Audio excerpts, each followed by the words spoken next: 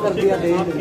आप हमें ऐसे नहीं सर, आप सर कंट्रोलर हैं, आप भी। मैं कंट्रोलर हूँ, पता क्या सारे जो डिसीजन जो लेने होते हैं अभी रिश्तेदार मैडम वो भी नहीं गया, ऑफिस में बैठे हुआ ही नहीं जा करके 11-12 बजे के बीच मिलेंगे सोमवार को। और ये आप बताओ वीसी साहब ने क्या कहा है, साथ में आपने सुन ही लिया होगा। ये भी उनको कहा है कि वीसी साहब को ये भी बता देना कि अगर नहीं करते हो मंगलवार से हम जाते हैं। जिंदाबाद जिंदाबाद, जीतेंगे।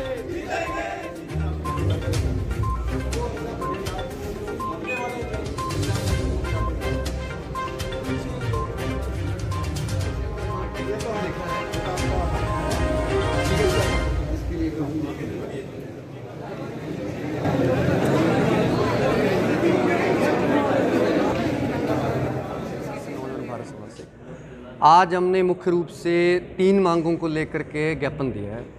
हमारी मुख्य मांग है NE5 को लेकर के कि स्टूडेंटों को NE5 का ऑप्शन दिया जाए। क्यों दिया जाए? क्योंकि सिलेबस कवर नहीं हो पाया है। अभी आपको पता है कि लॉकडाउन की वजह से हरियाणा में काफ़ी समय जो है इंस्टीट्यूशन बंद रहे हैं। अभी 1 फरवरी से इंस्टीट्यूशन खुले हैं और 10 फरवरी से इन्होंने ऐलान कर दिया कि हम एग्ज़ाम लेंगे। तो इसलिए जब सिलेबस कवर नहीं हो पाया है, साइंस के स्टूडेंट हैं, लॉ के स्टूडेंट हैं और नॉन मेडिकल वगैरह जो अलग अलग प्रैक्टिकल सब्जेक्ट हैं, उन स्टूडेंट को एकदम एग्ज़ाम देने में समस्या आती है। क्योंकि लॉकडाउन की वजह से लाइब्रेरियाँ वगैरह बंद थी, प्रैक्टिकल लैब बंद थी, टीचर से भी कोई राब्ता नहीं हो पाया। तो इसके लिए स्टूडेंट को तैयारी करने का मौका नहीं मिला। अगर NE5 का ऑप्शन नहीं दिया जाता तो स्टूडेंट पे एक तरीके का बर्डन होगा बहुत ज़्यादा, और इसको लेकर के स्टूडेंटों में एक मानसिक तनाव भी है कि एकदम से एग्जाम हम कैसे देंगे। दूसरी हमारी मांग जो थी वो ऑनलाइन ऑप्शन को लेकर के थी कि JJU हिसार के कुरुक्षेत्र विश्वविद्यालय वो भी स्टूडेंटों को ऑनलाइन का ऑप्शन दे रहा है, तो CDLU को भी देना चाहिए। पिछली बार इन्होंने दिया था कि भैया भाई कोई स्टूडेंट चाहता है ऑनलाइन हम दें तो वो दे सकता है। हालांकि हमको पता है कि ऑनलाइन की सच्चाई क्या है। ऑनलाइन के नाम पर सरकार महज दिखावा करती है कि हमने ऑनलाइन स्टडी करवा रहे हैं, ये सारा करवा रहे हैं, लेकिन फिर भी इनको ऑप्शन देना चाहिए।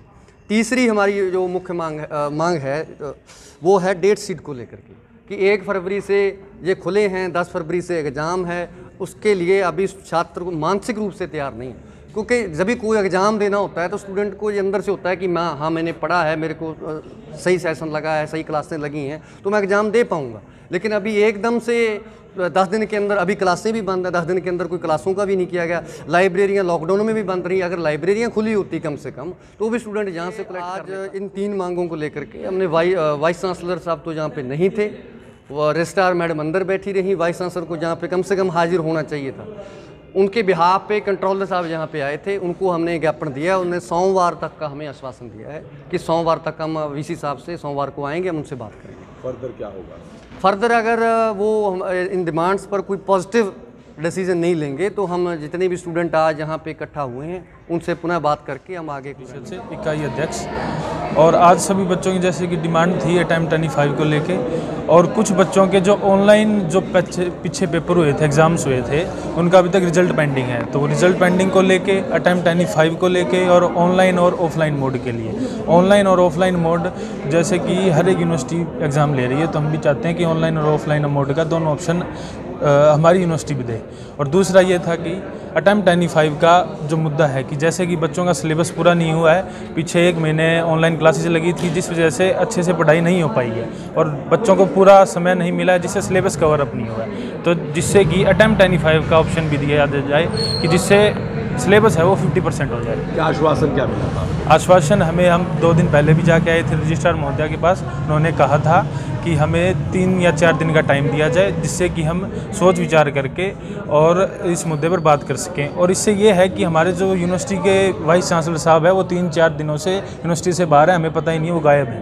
यूनिवर्सिटी का कोई आता पता नहीं है। बच्चे यहाँ पे प्रोटेस्ट कर रहे हैं, कोई कब आ रहे हैं, परेशान हो रहे हैं। ना डेट शीट का सही से पता है। किसी बच्चे के एक दिन में अगर किसी का री का एग्ज़ाम है तो उसी दिन उसका री का एग्ज़ाम है और उसी दिन उसका रेगुलर का एग्ज़ाम है। तो ऐसी डेट शीट में भी बहुत खामियां हैं और हमारे वाइस चांसलर साहब है जो कि इस परेशानी को अनदेखा कर रहे हैं। और हम चाहते हैं कि वाइस चांसलर साहब आएँ और इस चीज़ पर देखें और जल्द से जल्द इन समस्याओं का निवारण करें।